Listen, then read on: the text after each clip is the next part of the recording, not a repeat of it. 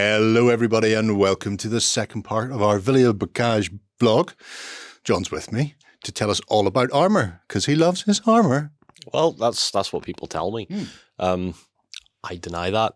No, I don't. No, it doesn't refute any of that at all. No. So at this stage in the vlog now, we have all the British Armour painted, which is all laid out before us here, and you'll see that. So this was really an exercise in making it look good in a hurry and still sort of relatively accurate. Yes. Which is interesting because... How'd that work for you? It was...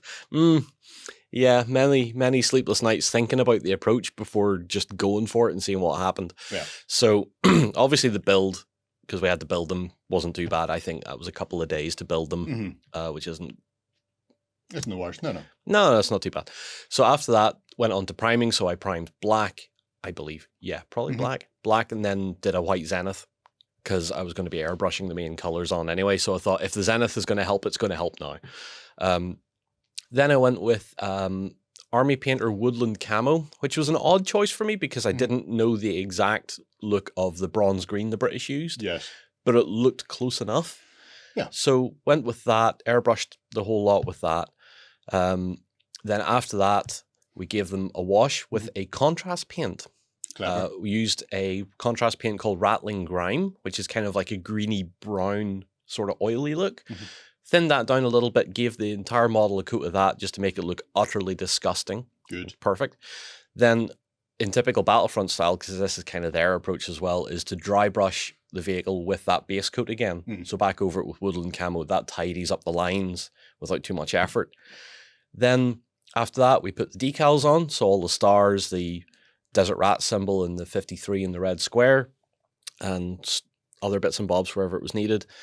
And then the last step was just airbrushing a little bit of Dusty Skull, which is another Fanatic paint, just to give it a little touch of weathering.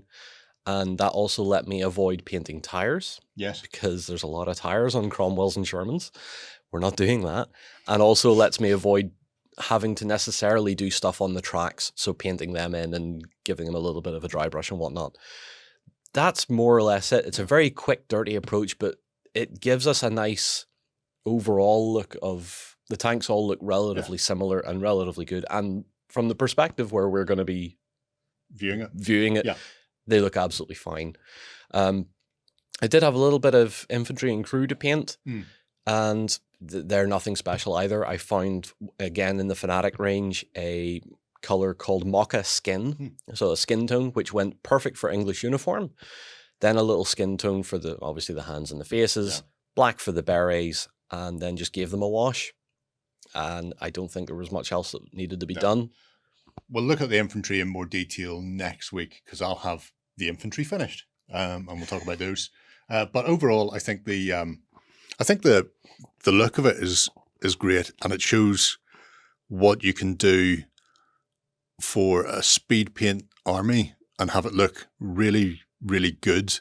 The standard is improved massively by the decal work because you focus on the details. You see the decals, the squares, the unit symbol, and then you kind of ignore the fact that road wheels and tracks and stuff may not have multiple shades on them. You don't really care. Webbing on the artillery crew, who cares? At this distance in 15mm, it's the overall look you want. And I know some naysayers in our team, Lloyd, was saying things like, how are you going to do an army in 3 weeks? You're not giving yourselves much time. You'll never get that done. I was like, there are ways and means.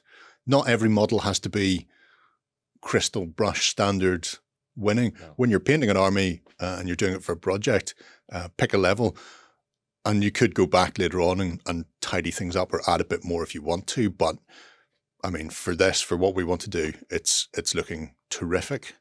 Now, as far as how these guys are going to end up going down, we'll ignore the lorries for the moment because they'll be part of the infantry. But we'll be playing the German counter on Villers-Bocage. So this comes after what's lovingly referred to as Wittmann's Wild Ride, where the British were pushing forward attempting to chase the Germans out of the town, and then stopped in a big long row on the road, heading up towards point 213, to get a lay of the land, have a tea, they stopped for brew up, Union rules, and the officers all went forward to get a closer look at 213, and at that point Wittmann and a couple of Tigers, I'm not sure how many, I think it may have been 4 or 5, were sitting and thought, oh, all this armour's just stopped, they must have spotted us. So Wittmann went, have at ye, and went by himself, barreling down and just gunning everything along that road, which led to the British slowly pushing back in.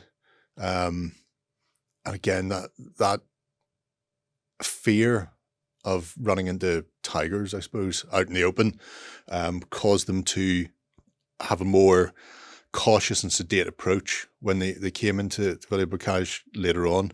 That didn't really bode well for them. But then when we come back for this scenario, the Germans' advance is piecemeal and reckless, I think is the best way of putting it.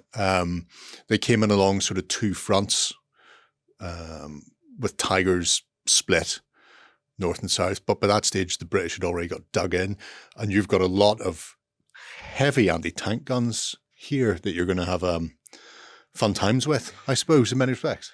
The main thing to take into when you look at Villers-Bocage is that Wittmann did this action initially, and when his Tiger got disabled and he got out and moved away, ran away, bravely ran away, he didn't report back to Panzerlehr or his other commanders.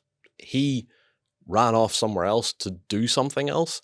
So he was holding vital intelligence and reconnaissance, essentially, on what forces were present in the town. And Panzerlehr didn't know this. So when the Panzerlehr counterattack did happen, as you say, piecemeal and cautious, because they didn't know what they were facing. They knew that a company of Tigers had went in and hadn't come back. Yeah.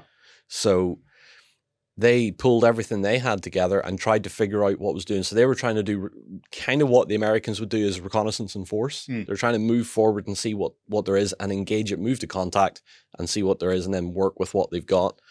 And the British forces by that stage were well aware that the Germans were in the area, and were also very well aware that the Germans loved a good counterattack. So they were dug in, ready for them, waiting to see what would come down the road.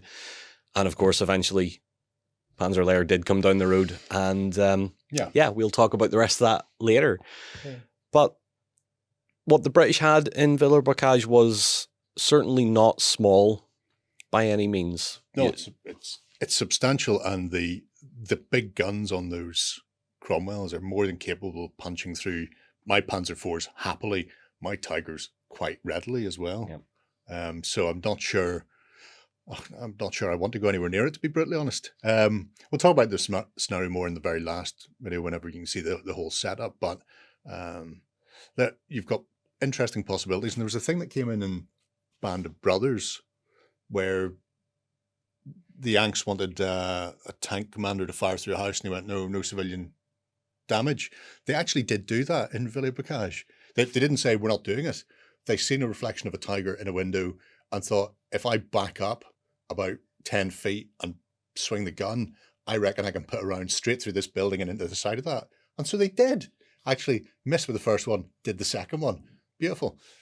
So don't believe everything you see on the internet, Big. Sometimes it's just there for, fictional effect. But yeah, I'm liking these a lot. I've just got to make sure my infantry are up to snuff as well. We'll see how many sleepless nights I get between now and next week to get those little son of a guns finished off. But let us know what you think, folks. And if you have any tips for me, because remember, I'm going in there with hardly anything. I'm going in with 13 tanks, 5 of which are Tigers, mind you, but Well, I mean, they're still always going to pose a threat in Flames of War. Like, a Tiger is still a problem that I have to solve. It's a big pillbox coming your way with a huge gun on it. That's my best bet. Just sit there and soak it up, hopefully. But yeah. Till next time. Till next time. Bye-bye.